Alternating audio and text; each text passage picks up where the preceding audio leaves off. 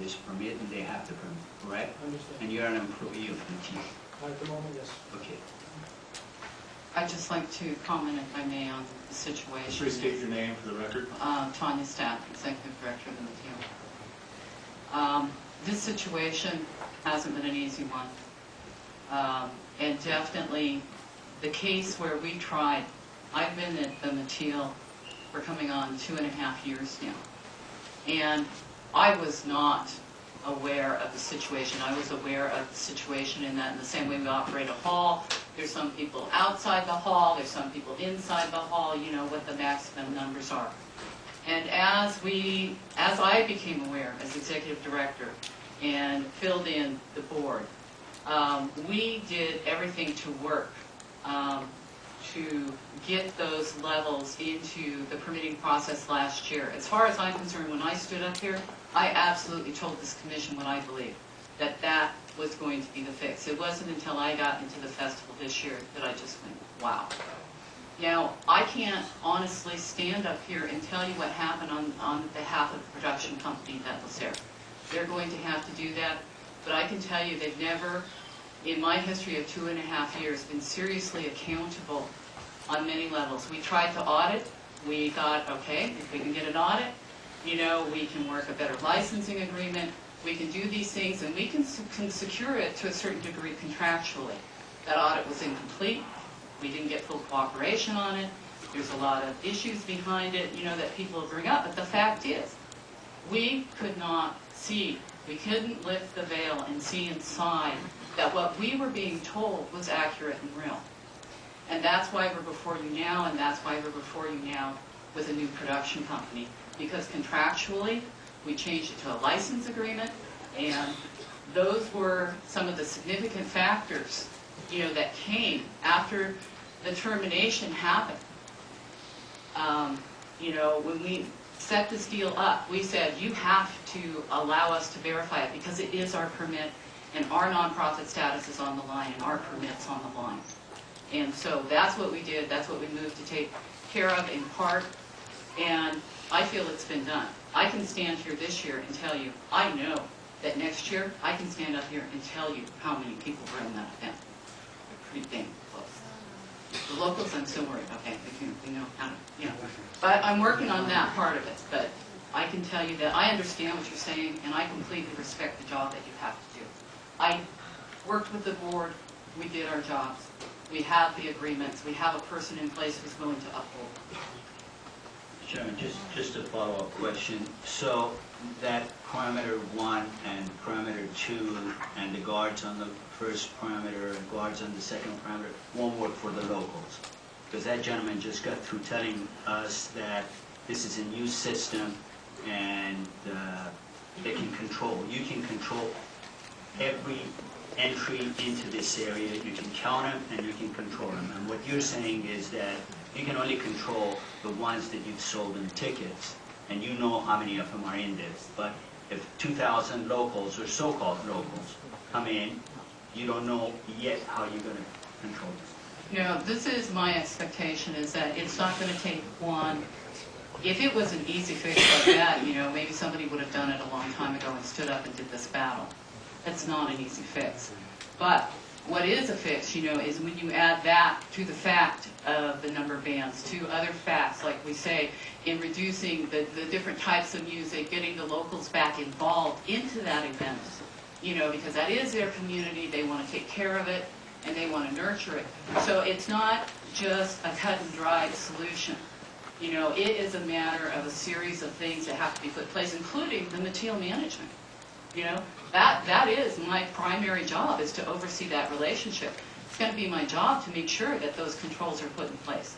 The other thing is, you know, to leverage it and use if I can get accurate numbers going, we can use a statistical analysis and estimate, you know, how many people are slipping into the event, pull that back, you know, from the wristbands, so that we still have the same amount on site.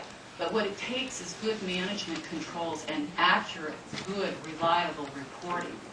You know, and I feel that between Boots and I, and the board, and the staff of the Mateel, that together, yeah, you know, Well, I say it's going to be absolutely perfect, no, but I can tell you that we will have a good set of numbers. Well, I have just a follow-up question there. You said, I don't know, in past experience, you look at, you know, how many people are inside the hall, how many are outside, and attendance numbers, and, you know, I kind of get the sense that the philosophy is, gee, if we put out 20,000 tickets, we probably won't have more than 10 or 15,000 in attendance at any one time, because some will be outside and some are going to come the next day when those people are gone. I want to get a grasp of what we're talking about here with attendance, because as a planning commissioner, when I think of attendance, I'm thinking of ticket numbers sold and that all those people are going in, not that we're going to, you know, like overbook the flight and hope some people don't show up. So, No, that's why. One of the things in my earlier proposal said that we would set this aside for locals, that we could set a specific amount for locals. Now, I can't tell you what the previous, mindset was. And what I was referring to was the hall. And I can tell you as a management person and the person who has to deal with the insurance agencies and the fire marshals, that my concern in that hall is the safety of the patrons. And that's what that number's set for. Now, I also realize that, there's 100 people, wandering around outside that hall, but the concern is safety. And when it comes to selling those tickets, and the main thing here is that when you're talking about 4,000 or 2,000 volunteers, well, these are professionals. They know how to staff. But to know how to staff, you got to have a really sound estimate of those numbers, because that's how you set your staffing levels. That's how you set your security levels. And that's how an event can get overwhelmed, is when those things don't match up, then you've got a huge problem. So when Boots is talking about, that he is interested in reducing the number of volunteers, that also is an indication that the levels of people on that site will also reduce significantly. To me, that's where the issue comes in, is you've got to look at the public safety. And from everything that we've heard from a lot of different, people, was that it was getting out there on the edge. And so what we're doing is we're taking control and we're pulling it back. And it is. We're on the line here. We're on the line across the board. but I think, out there on the edge, talking, if the best estimates are 25,000 in attendance, and it was permitted at 10 or whatever that number was, that's a little beyond the edge. You're talking 100 to 150% excess, and it is. I don't know.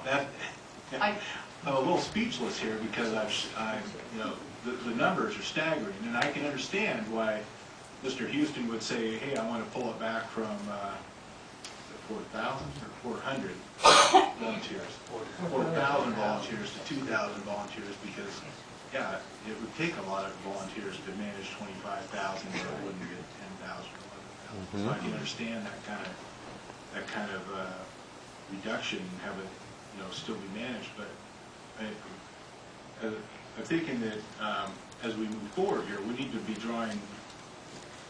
I don't know if we need to make some terminology changes when we talk about setting attendance levels, but attendance levels ought to be set in ticket sales, not just how many do you let in the door at any one time, because it's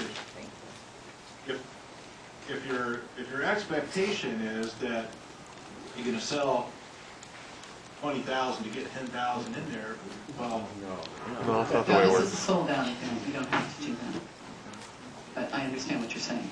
well, what I'm saying is I don't think we want 10,000 people wandering around outside, because you've already met your Correct. capacity and wandering through the town of Piercy. Correct.